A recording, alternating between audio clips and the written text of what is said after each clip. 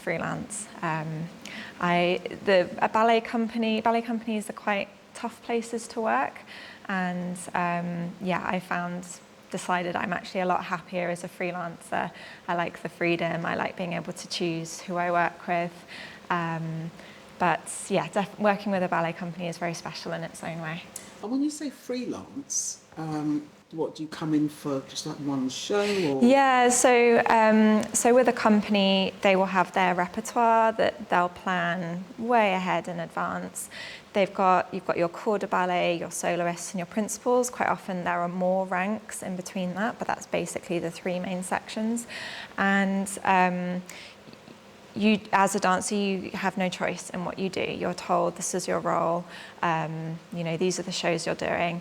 And as a freelancer, you can decide which choreographers you work with, you can decide which productions you do. They're often smaller. So when I was in a ballet company, we would do Swan Lake with 30 members in the corps de ballet, plus probably another 20 doing other roles. So you've got a really big group.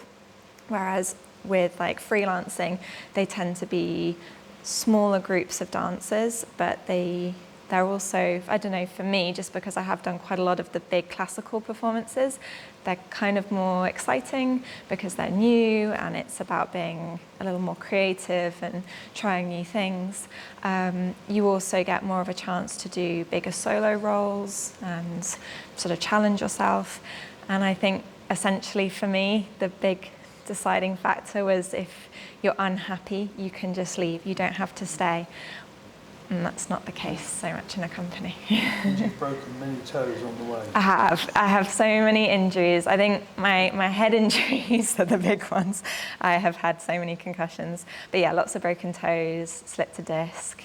Not everyone will have to go through a number of different breaks, but broken bones and fractures, but it is quite common, especially foot and ankle injuries for the female dancers because we dance on point, and it's very dangerous to be doing all sorts, teetering on just your big toes. It's not even all 10 toes. Your weight is literally just on your big toes.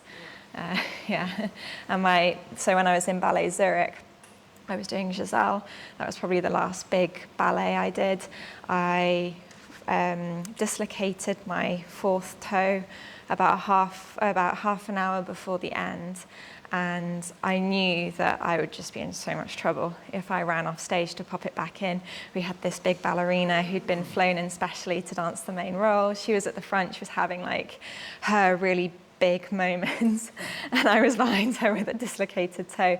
So I carried on dancing on it for half an hour out of the socket, and in doing so I tore all the ligaments and tendons in my foot, and it's never recovered, unfortunately. But yeah, I think that was another deciding factor of if you're a freelancer, you can absolutely say, I have a dislocated toe, or not even, you can just run off, pop it back in a company. Not so much you're letting down a huge team, and there's a lot more pressure. But it's important to get what we call a lighting ratio. So you know what that's doing, you know what that's doing, you know what that's doing. But we're going to start with the effect lights, of these here, right? So we take a reading roughly where she's going to be. She's going to be roughly here, okay?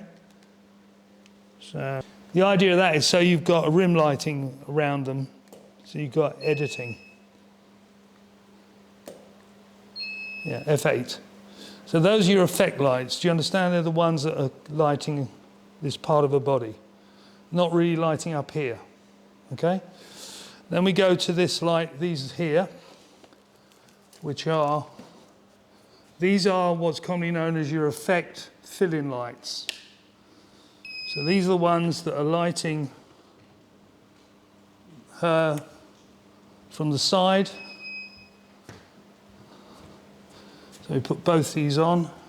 And these again are both grids. Okay, again, grids because you pick up, when you're doing lighting like this, you're picking up the detail in the dress. You understand? Using grids. So I'll take a reading here. So would Faye typically stand where you're standing now, between them, or would she stand back a bit? No, she'll stand more or less where they are. So this is your shooting area, right? Right, F11, okay?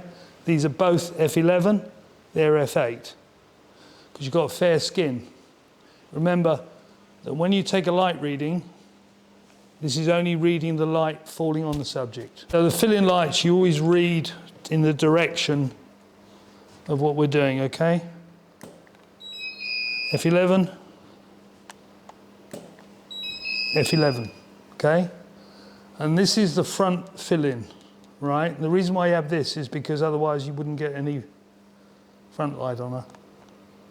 These front lights are all 11, okay? So that's what you've got to set your camera to.